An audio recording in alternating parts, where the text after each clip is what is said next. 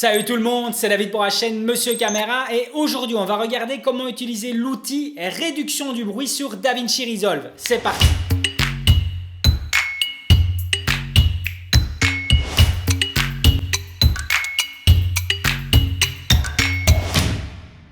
Voilà, on se retrouve de nouveau dans DaVinci Resolve.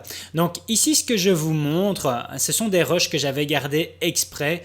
Je devais filmer un événement, un show lumière pour l'inauguration d'un zoning industriel.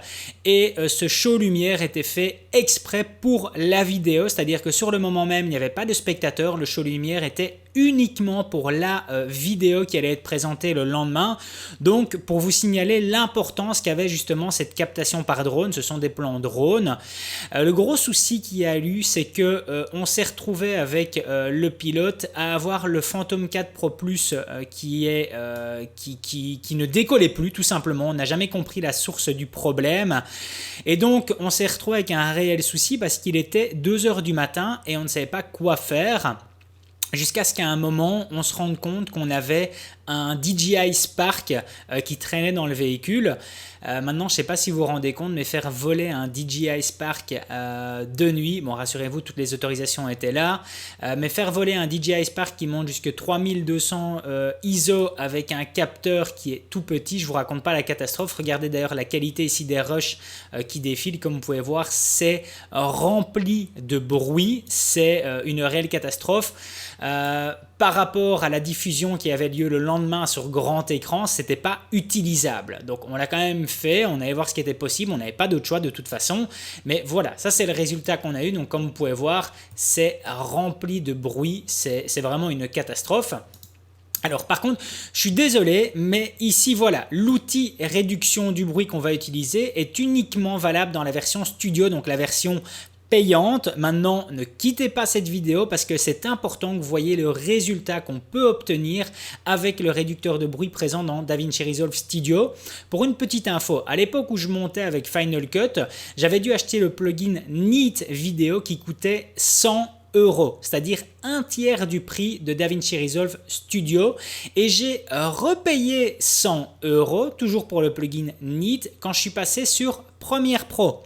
Donc en achetant 2 fois le plugin, en passant de Final Cut à Premiere Pro, j'avais dépensé 2 tiers du prix de DaVinci Resolve Studio. Et laissez-moi vous dire que le réducteur de bruit présent dans DaVinci Resolve Studio est bien plus puissant à mon goût que le plugin Neat Video. Il existe plein d'autres plugins, je sais, mais Neat Video était vraiment la référence et je crois que ça l'est toujours dans le réducteur de bruit, dans la réduction de bruit. Donc je vais vous expliquer ce que j'ai fait ici. Je vais désactiver le plan du dessous, comme ça vous allez voir ce qu'il en est.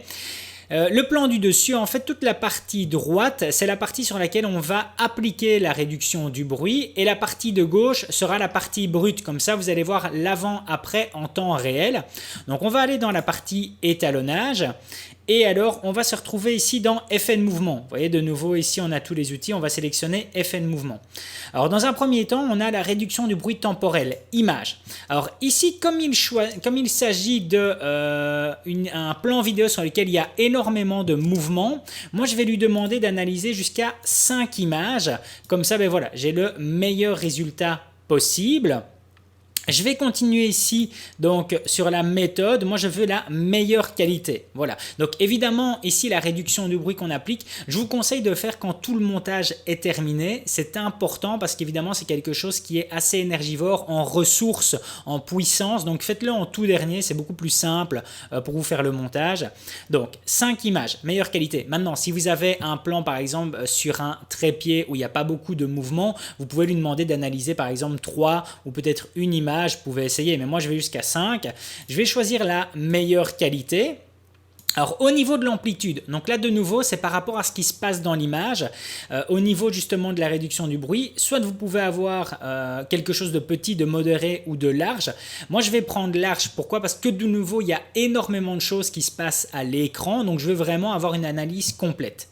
Alors ici on a le seuil temporel, on a Luma et Chroma. Luma en fait il va décider de réduire le bruit sur les haute lumière, donc sur les blancs, pardon. Donc vous voyez ici mes halos de lumière, et bien voilà, sur les blancs, il va réduire le bruit. Et les chromas, ça va être sur le bruit présent dans les couleurs. Je rezoome ici, donc vous voyez, j'ai énormément de bruit aussi dans les couleurs. Donc on va aller assez loin, je vais appliquer 35, mais sur les deux, voilà. Donc déjà ici, on le voit sur la vue d'ensemble, on voit déjà une grosse différence sur le côté droit par rapport au côté gauche, et on commence même à voir une ligne, une séparation qui se fait. Donc voilà, déjà rien que sur là, on voit vraiment la différence au niveau d'ici du halo de lumière sur les blancs, c'est déjà complètement différent de ce qui se passe ici à gauche. Donc après ici vous avez fusionné, donc c'est appliquer, adoucir un peu le tout. Réduction du bruit spatial, de nouveau on va choisir meilleure qualité. Et au niveau du rayon, même chose, c'est par rapport à l'analyse. Moi je prends grande, voilà, donc ça de nouveau c'est important. Sur le seuil spatial, on va appliquer la même chose, donc 35. Voilà. Et alors le flou de bouger, il y a énormément de choses qui se passent à l'écran. Donc comme il y a du mouvement, moi je mets meilleure qualité. Et amplitude, je mets grande. Voilà, j'ai énormément de mouvement. Et là, je ne sais pas si vous vous rendez compte, on voit clairement la différence qui est assez impressionnante.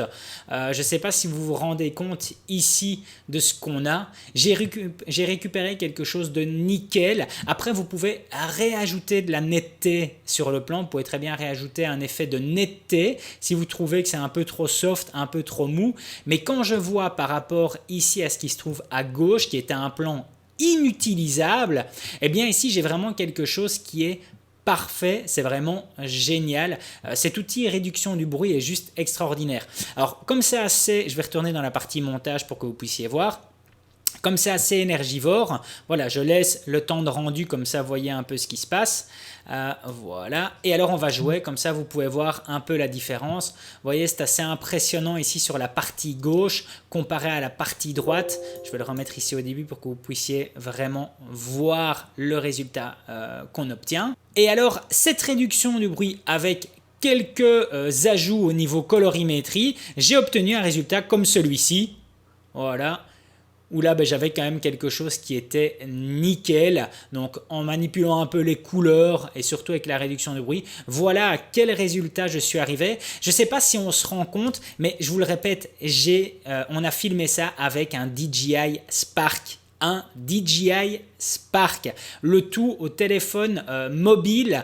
Donc voilà, c'est assez impressionnant ce qu'on arrive un peu à sortir quand on comprend un peu le matériel et quand on utilise surtout les outils présents ici dans DaVinci Resolve. Ça, c'est le résultat final que j'ai obtenu avec la réduction du bruit ainsi qu'en manipulant un peu les couleurs.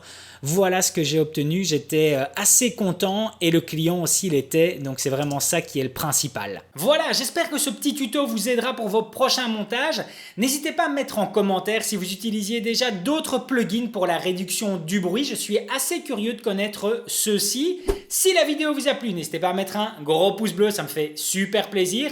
Et puis surtout à vous abonner à la chaîne pour être tenu au courant des prochaines sorties. A plus!